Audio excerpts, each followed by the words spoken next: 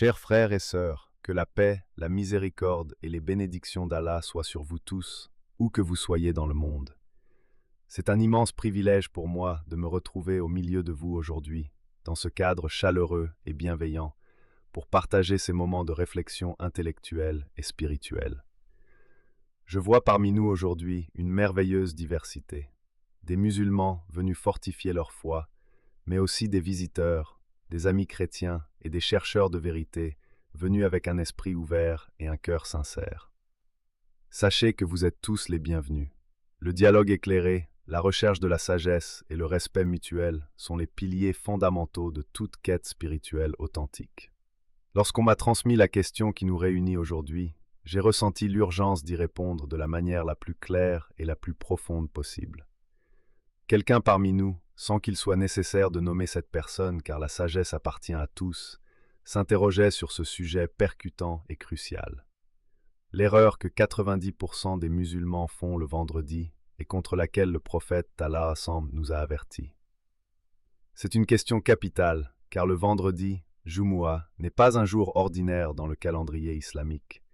C'est une station spirituelle hebdomadaire, un cadeau divin conçu pour purifier nos cœurs, renouveler notre engagement envers notre Créateur et renforcer nos liens de fraternité. Cependant, au fil du temps, des habitudes machinales, des manques d'attention et parfois une méconnaissance des enseignements prophétiques ont conduit une grande majorité de fidèles à commettre une erreur subtile mais dévastatrice lors de cette journée bénie.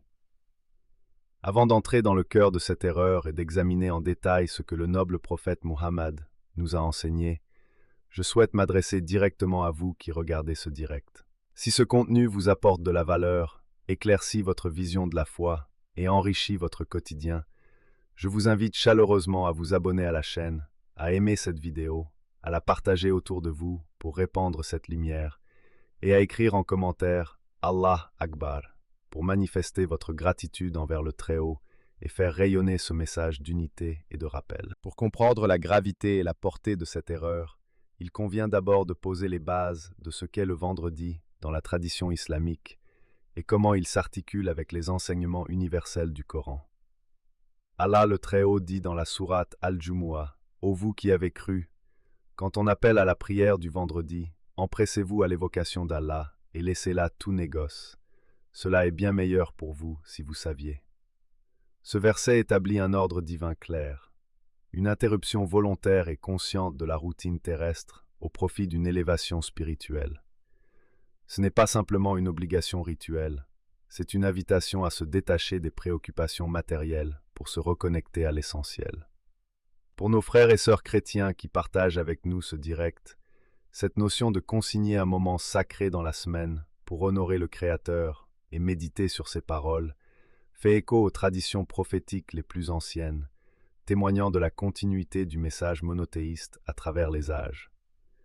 Le prophète Muhammad a souligné l'excellence de ce jour en disant « Le meilleur jour sur lequel le soleil s'est levé est le vendredi. C'est ce jour qu'Adam a été créé, c'est ce jour qu'il a été introduit au paradis, et c'est ce jour qu'il en a été fait sortir. Et l'heure ne s'établira pas un autre jour que le vendredi. » Rapporté par Muslim.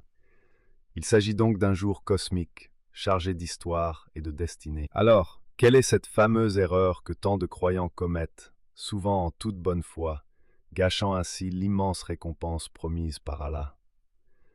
L'erreur réside dans le manque de présence du cœur et le bavardage ou l'inattention pendant que l'imam prononce le sermon, khutbah. Le prophète sallallahu alayhi wa sallam nous a avertis avec une précision remarquable contre ce piège en apparence anodin.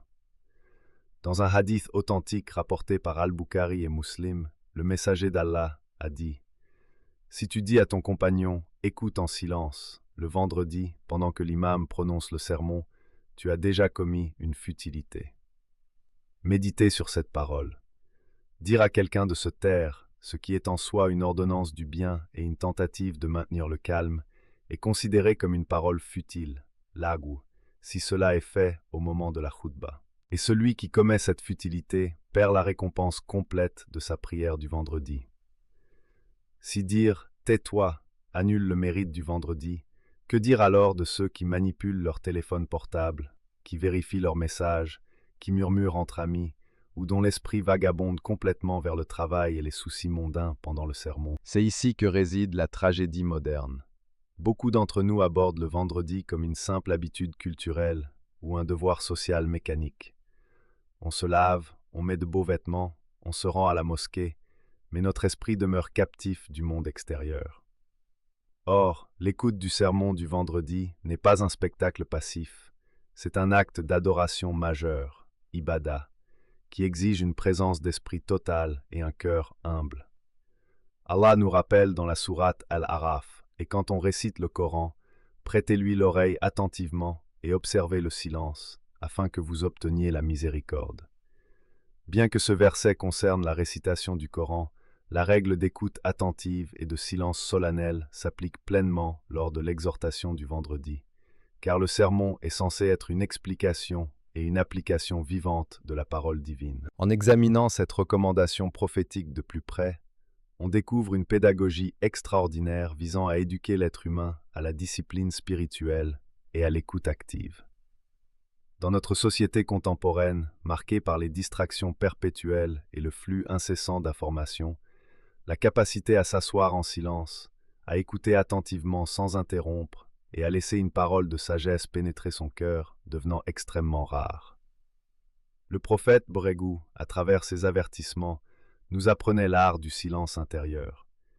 Il nous montrait que la véritable transformation ne se produit pas dans le bruit et la dispersion, mais dans le recueillement et l'attention focalisée. Lorsque l'imam monte sur la chaire, minbar, les anges eux-mêmes replient leurs ailes pour écouter le rappel, comme le mentionne un autre hadith authentique. Quand vient le vendredi, les anges se tiennent aux portes de la mosquée pour inscrire les premiers arrivés. Puis, lorsque l'imam sort pour le sermon, ils ferment leur registre et viennent écouter le rappel. Imaginez cette scène. Les anges délaissent l'écriture des mérites pour devenir auditeurs du rappel d'Allah, tandis que certains croyants, hélas, préfèrent regarder leurs écrans ou discuter. C'est ce décalage tragique que le prophète Borégou voulait absolument nous éviter. Pour surmonter cette erreur et restaurer la pleine bénédiction de notre vendredi, il est essentiel de réadopter la sunna dans sa globalité avant même le début de la prière.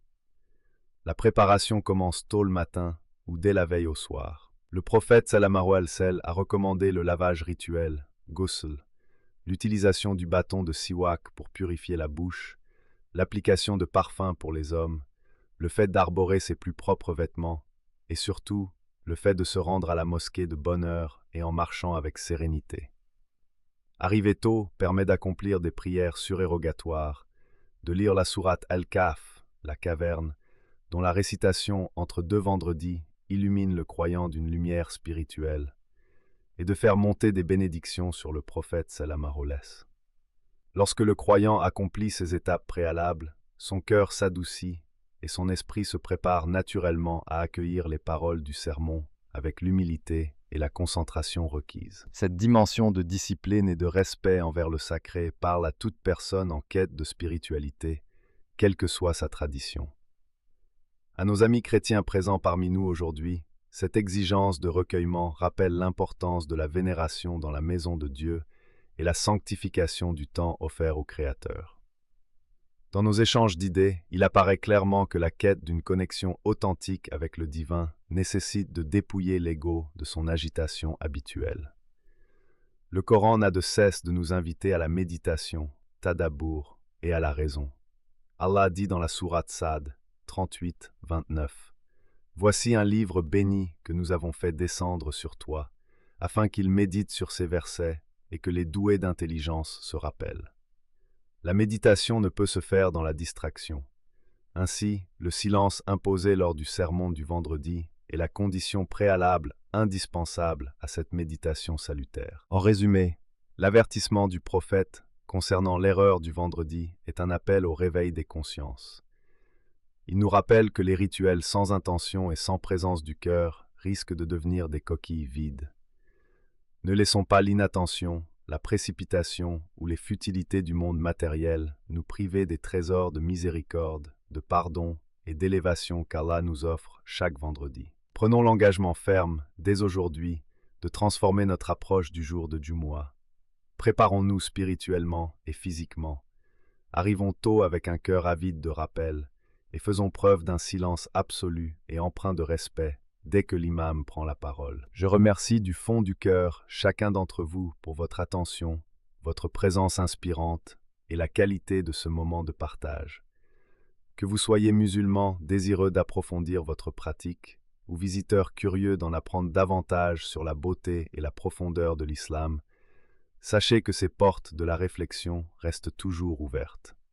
N'oubliez pas, si ce rappel a résonné en vous, d'exprimer votre soutien en vous abonnant à la chaîne, en aimant et partageant ce contenu, et en inscrivant Allah Akbar dans les commentaires pour sceller cette union autour de la grandeur du Créateur.